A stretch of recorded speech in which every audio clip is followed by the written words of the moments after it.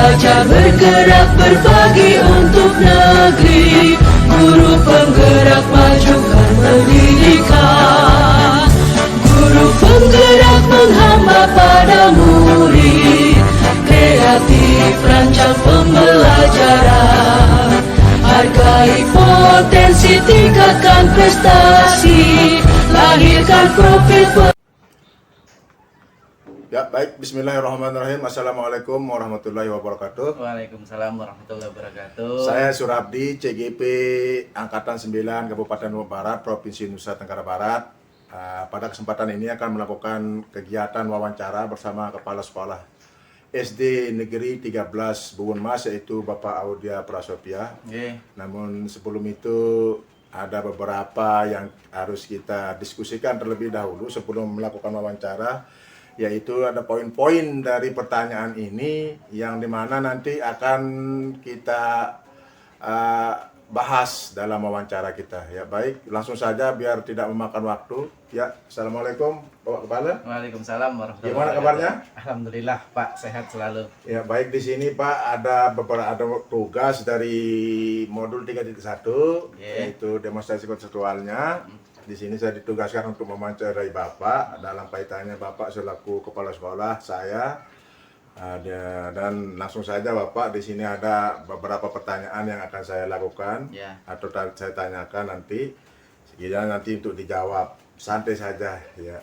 Mungkin nomor satu di sini Bapak, selama ini bagaimana Anda dapat mengidentifikasi kasus-kasus yang merupakan dilema etika atau bujukan moral? Oke, baik. Alhamdulillah. Saya juga lulusan PGP Angkatan 6. Dari situ kita belajar juga bagaimana cara mengambil sebuah penyelesaian kasus dilema etika dan bujukan moral. Untuk pengambilannya mengidentifikasi dengan cara 9 pengujian langkah, kemudian menerapkan 3 prinsip dalam penyelesaian kasus, dan yang terakhir yaitu mengenali 4 topik paradigma dalam penyelesaian sebuah kasus, baik itu dilema etika ataupun bujukan moral. Iya, bagus sekali Bapak. Jadi di sini selain Bapak jadi kepala sekolah saya mohon bimbingannya juga jadinya Bapak ya. Siap. Terus pertanyaan yang kedua di sini, bagaimana Bapak menjalankan pengambilan keputusan di sekolah, terutama untuk kasus-kasus di mana ada 2 kepentingan. Jadi misalkan ada kasusnya 2 kepentingannya yang sama-sama mengandung nilai kebajikan. Yang pertama, kita langsung dalam sebuah kasus aja, di mana ini kasusnya juga ya lumayan bisa kita jadikan contoh. Misalkan ada rekan kita di sekolah, di satu sisi dia memiliki keluarga jauh di sana yang sedang sakit. Kemudian di satu sisi lagi di sekolah tuntutan untuk melaksanakan atau pembelajaran di kelas harus ada. Nah, ini juga merupakan suatu dilema etika yang perlu diselesaikan dan dicarikan bagaimana solusinya. Seperti itu, Pak. Ya. Terus yang selanjutnya, langkah-langkah atau prosedur seperti apa yang biasa Bapak lakukan selama ini? Langkah-langkahnya. Langkah-langkahnya, pertama kita duduk bersama. Kita cari akar masalah, bisa menggunakan penyelesaian menggunakan wawancara seperti Tirta itu bisa kita terapkan. Siap. Kita gali kemampuan potensi yang memiliki kasus tersebut, sehingga kiranya dia mampu menyelesaikan masalah tersebut, sehingga ada jalan keluar atau solusi yang diberikan. Kemudian kita mempertimbangkannya kembali, dan disitulah kita di keputusan akhir akan ada suatu keputusan yang tidak memberatkan di salah satu pihak. Seperti itu. Baik, bagus sekali Bapak jawabannya. Terus nomor selanjutnya ini, apa saja ya selama ini Anda anggap efektif dalam pengambilan keputusan pada kasus-kasus dilema etika? Jadi hal-hal yang dianggap efektif. Untuk pengambilan kasus-kasus dilema etika ini, kita dengan pihak yang bersangkutan kita duduk bareng, Pak. Selain duduk bareng, kita juga saling berkolaborasi dengan rekan sejawat. Mungkin ada masukan yang bisa diberikan serta pandangan atau arah sehingga kasus tersebut dapat diselesaikan. Tidak juga semua yang kita lakukan ini adalah tujuannya baik untuk menyelesaikan masalah dilema etika seperti itu, Pak. Ya, baik. Terus untuk yang selanjutnya ini, hal-hal apa saja yang selama ini merupakan tantangan dalam pengambilan keputusan pada kasus-kasus dilema etika? Oke. Tantangannya. Tantangannya pertama kita lihat dari sumber daya manusianya itu sendiri, Pak. Beda orang, beda karakter. Beda budaya juga, beda penyelesaiannya. Maka dari itu, apa yang kita lakukan, kita juga harus melihat dari sudut pandang orang yang bersangkutan. Jadi kita tidak bisa memberikan suatu keputusan, oh ini keputusan saya, tapi tidak menilai oh sudut pandang orang lain itu seperti apa. Jadi kita harus tahu dulu langkahnya, itu kita harus memahami dulu, Pak, gimana caranya, cara pandangnya orang tersebut menghadapi masalah, kemudian kita bisa lakukan finalisasi dalam pengambilan keputusan. Siap. Terus yang selanjutnya, apakah Anda memiliki sebuah tata kala atau jadwal tertentu dalam sebuah penyelesaian kasus dilema etika? Apakah Anda langsung menyelesaikan di tempat atau memiliki sebuah jadwal begitu, Bapak? Oke. Untuk menyelesaikannya? Tergantung dari jenis dilema etika yang kita hadapi, Pak. Kalau misalkan kasusnya berat, contohnya, kalau kita mendapatkan kasus dilema etika yang berat, kita harus pending dulu nih dalam membuat keputusan. Kita bisa laksanakan pengambilan keputusan di esok hari, dan sebelum keputusan itu diambil kita mencari sumber-sumber informasi dulu, Pak. Oh, siap. Jadi informasinya seperti kita konfirmasi dulu kebenarannya seperti apa, terus siapa saja, pandangan sudut pandang orangnya seperti apa, dari orang lain juga, tanggapan orang lain juga, sehingga kita tidak main-main dalam melakukan sebuah keputusan. Kita pikirkan bagaimana baiknya, kemudian esoknya baru kita melakukan wawancara lagi, duduk bersama lagi untuk menyelesaikan masalah dan mengambil sebuah keputusan yang dianggap terbaik. Okay. Terus yang untuk yang terakhir dari nomor 2, adakah seorang atau faktor-faktor yang selama ini mempermudah atau membantu Anda dalam pengambilan keputusan dalam kasus-kasus? Artinya aktor-aktornya atau faktor-faktor selama ini seseorang. Oke. Faktor siapa saja yang mempengaruhi itu banyak sekali, Pak. Jadi saya tidak mengambil keputusan atas dasar saya sendiri, tetapi di sana ada rekan sejawat, kemudian komite, yang selanjutnya juga warga masyarakat, tokoh agama, itu juga menjadikan acuan dalam suatu pengambilan keputusan, Pak. Jadi kita tidak hanya bisa mengambil suatu keputusan dengan beberapa orang aja. Kita berpikiran luas supaya kita dapat memberikan penyelesaian yang terbaik. Terus kalau menyangkut yang lebih setinggi di atas kita, misalkan idola, apakah ada seperti itu di Bapak? Kalau idola, saya lebih seperti kita dinas apa gimana? Orang-orang dinas, iya. Tentunya dari dinas kita, di dinas juga banyak masalah di sana. Bagaimana orang dinas itu menyelesaikan masalah. Nah, disitulah kita mulai menata mana yang bisa diambil yang terbaik, dan mana yang didahulukan, mana yang urgent, mana yang bisa kita terapkan terlebih dahulu untuk penyelesaian masalah. Ya. Terus untuk yang terakhir ini, Bapak, dari segala pertanyaan pemantik, dari semua hal yang telah disampaikan, pembelajaran apa yang dapat Anda petik dari pengalaman Anda mengambil keputusan dilema etika? Pengalamannya. Dari pengalaman pengambilan dilema etika ini, pembelajarannya ya, untuk saya sendiri, saya sebagai pimpinan di sekolah itu lebih bijak dalam memberikan sebuah keputusan. Tidak hanya keputusan individu yang diberikan, tapi keputusan bersama. Kita membimbing rekan-rekan kita untuk bekerja atau mengambil sebuah keputusan, itu manfaatnya ketika nanti kalau ada masalah, mari duduk bersama, kita diskusikan, ambil jalan yang terbaik sehingga keputusan tersebut dapat diterima oleh rekan-rekan semuanya. Seperti itu, Pak. Mantap sekali jawabannya, Bapak Kepala. Mungkin dari percakapan yang terakhir ini hanya sampai sini dulu kita bercakap-cakap atau melakukan wawancara. Oke, Selanjutnya saya menyampaikan banyak-banyak terima kasih. siap. Wabillahi taufiq wal hidayah. Wassalamualaikum warahmatullahi wabarakatuh. Waalaikumsalam warahmatullahi wabarakatuh.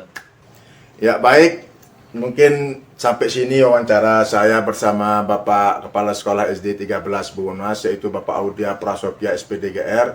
Oke. Selanjutnya nanti mungkin ada dengan kepala sekolah yang lain, kita lanjutkan di sesi berikutnya. Mungkin sekian, wassalamualaikum warahmatullahi wabarakatuh. Waalaikumsalam warahmatullahi wabarakatuh. Guru penggerak menghamba pada murid, kreatif rancang pembelajaran, hargai potensi, tingkatkan prestasi, lahirkan profil. Ya baik, assalamualaikum warahmatullahi wabarakatuh. Seperti di awal saya Surabdi, CGP Angkatan 9 Kabupaten Lombok Barat, Provinsi Nusa Tenggara Barat, akan melanjutkan percakapan atau wawancara bersama Kepala Sekolah SD 5 Sekotong Tengah, yaitu dengan Bapak Hendra Hidayat SPDGR. Ya baik, Bapak, sekarang kita akan melakukan wawancara. Ya. Di sini saya pada sesi kedua. Ya, namun sebelumnya ada beberapa pertanyaan pemantik yang akan saya berikan kepada Bapak. Jadi bahan wawancara kita. Yang pertama yaitu, selama ini bagaimana Anda dapat mengidentifikasi kasus-kasus yang merupakan dilema etika atau bujukan moral, Bapak? Dilema etika. Ya, atau bujukan Kayak moral. Seperti apa itu Pak dilema etika? Dilema etika yang pernah dipelajari di modul 3.1, yaitu terdiri dari 4 paradigma, 3 konsep, prinsip, dan 9 langkah yang pernah dipelajari. Oh, berarti kasus dilema etika itu yang membuat saya dilema gitu Pak? Ya, Pak. Oh, Jadi ada kriterianya antara dilema etika dan bujukan moral seperti itu, Pak. Bagaimana? intinya kayak sebatas kayak menyalahi aturan Ya. atau apa itu Pak ya? Oh, gitu. Kalau menyikapinya tentu saja dilema etika ini menurut saya kan berhubungan langsung dengan apa namanya, intuisi saya gitu kan, perasaan saya, atau kebingungan atau apa namanya ya, Kegalauan. kegalauan Kegalauan, bahasa ya. saya, bahasa kerennya galau gitu kan. Siap, Bapak. Gitu. Jadi menyikapi hal ini tentu saja kita harus berpikir dengan apa namanya, melihat, menganalisis dulu akar permasalahan dari dilema etika itu sendiri. Siap. Begitu juga dengan bujukan moral, apakah kasus tersebut, misalkan menanggapi sebuah kasus atau menanggapi sebuah problema, kita analisa dulu. Ya, Lanjut kepentingannya kita, ya. untuk ke orang banyak seperti apa. Jadi kurang lebihnya bisa saya tangkap sama, Pak, kurang lebihnya cara mengidentifikasinya, Pak. Betul, Pak. Oh, siap. Terus itu pertanyaan yang kedua, selama ini bagaimana Bapak menjalankan pengambilan keputusan di sekolah Bapak, terutama untuk kasus-kasus di mana ada dua kepentingan yang sama-sama benar itu, Pak, sama-sama mengandung nilai kebajikan. Oh, mendalami ya? Iya, mendalaminya, bagaimana menjalankannya, nah, gitu, Pak. Semisal kan ada sebuah masalah di satu sisi benar menurut kita dan sisi yang lain juga benar seperti itu, Pak. Oh, Bagaimana cara menyikapinya? baik, untuk menyikapi hal itu apa ya? Tentu saja kita akan dihadapkan beberapa persoalan nanti kan ke depannya itu kan.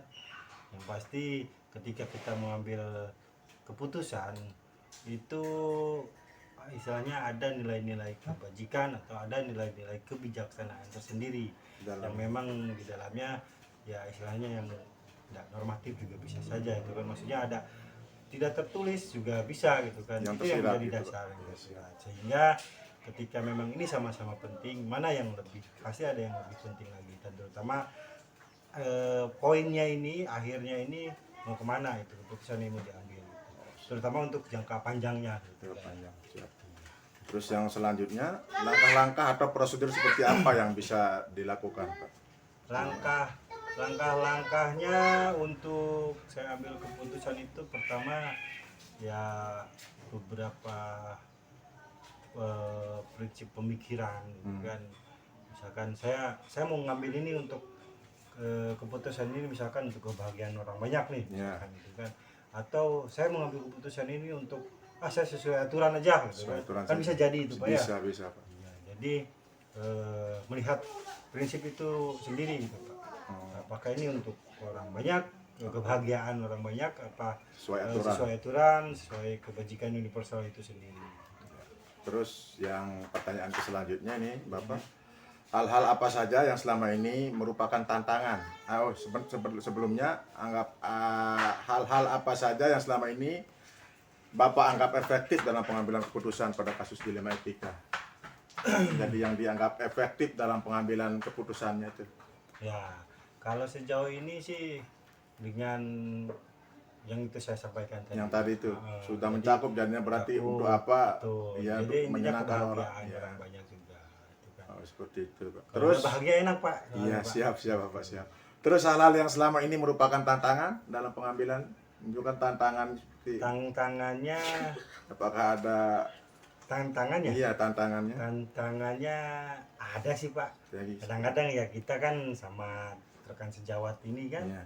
ada yang pro dan kontra, itu Oh. yang menjadi tantangan bisa. Menjadi Cuman tantangan. kan itu bisa kita diskusikan dia melalui bujukan-bujukan Iya. atau melalui Dari hati ke hati. Dari hati ke hati. Siap, Bapak. Terus yang selanjutnya Bapak ini, Ya. apakah Anda memiliki sebuah tata kala atau jadwal tertentu sebuah penyelesaian kasus dilema etika? Tata kala. Iya, Jadwal. tata kala, iya jadwalnya. Misalkan Kalau- Bapak punya iya apa namanya? Target sekian hari atau bagaimana begitu. Saya kira kita harus menjadwal membuat masalah dilema etika Oh, gitu, enggak, enggak ya? iya. Jadi di tata kala itu artinya dijadwalin bagaimana. Saya kira jadwalin buat kasus Oh, gitu. enggak. Oh, ini bulan depan nih saya mau kasus ini. Misalkan gitu. kan kita dapat kasus, terus kita gimana kita menyelesaikannya seperti itu, Bapak. Oh, berarti ada misalkan saya dapat kasus nih, Ya. gitu kan, atau sekolah tersebut dapat kasus kalau bapak misalkan, kan. Hmm. Kemudian saya membuat jadwal gitu. Iya. Kalau saya sih kayaknya enggak mungkin Oh, Pak. enggak. Ya, karena memang kasus-kasus yang selama ini terjadi ya bisa kita kasih keputusan secepat mungkin. Karena memang keputusan ini kadang-kadang ditunggu juga Pak. Oh, gitu kan. siap. Karena kalau misalkan saya jadwal nih seminggu 2 hari keputusan itu bisa diambil kan terlalu lama itu. Artinya ada pekerjaan lain yang atau Terbengkalai. urusan lain yang lebih penting lagi juga. Jadi bisa saya simpulkan tidak ada waktu. Ya, Kalaupun bisa. ada mungkin Kalaupun ada paling nggak sampai berlarut-larut. berlarut siap, Bapak. Terus adakah seseorang atau faktor-faktor yang selama ini mempengaruhi Bapak atau membantu Bapak dalam pengambilan keputusan? Ada Pak. Siapa maksudnya? Ya rekan sejawat paling. Oh, rekan sejawat. Terus Kalau nggak atasan lah Pak. Oh, atasan. Saya. Kepala berarti dinas mungkin kan oh, atau Pak Kabit. ya Pak Kabit, Iya. Pak pengawas bina atau pimpinan lah begitu kan. Berarti. Ya, untuk yang terakhir dari Ya. perbincangan kita hari ini, Bapak, dari semua hal yang telah disampaikan, pembelajaran apa yang dapat dipetik? Pengalaman atau pengambilan keputusan dilema etika ini? Nah, Pengalamannya atau Pengalamannya pembelajarannya lah. lumayan Pak. Iya. Tadi kan kita masalah tata kala tuh Pak. Iya, Saya tata baru kala, tahu baru ada tahu. tata kala Oh, ya. iya. Misalnya kasus ini harus ada dijadwalin, saya kira begitu Pak. Gitu. Terus yang tadi paradigma baru itu Iya. mungkin ya paradigma Dengan tentang prinsip-prinsip, prinsipnya juga itu kan dilema etika. terus langkah-langkah 9 Ini langkah. saya juga baru Pak dilema etika itu baru mendengar soalnya gitu kan. Iya, Bapak. Misalnya dilema aja nggak ada etikanya. Etikanya, ya. Gitu Pak. Oh, mungkin hanya ini yang bisa saya akan aturkan pertanyaannya, Bapak, kurang Baik. lebihnya. Itu kas CGP Pak. Iya, TSCGP. Udah modul berapa Pak? Modul 3.1, Bapak. Tuh. Oh, saya juga dulu teman Pak Audia dulu di Oh, angkatan siap, dulu, Bapak. Ya. Barat dia Pak. Iya, Bapak. Oke. Ya, mungkin hanya ini perbincangan saya dengan Bapak Hendra Hidayat, Kepala Sekolah SD 5 Sekotong Barat.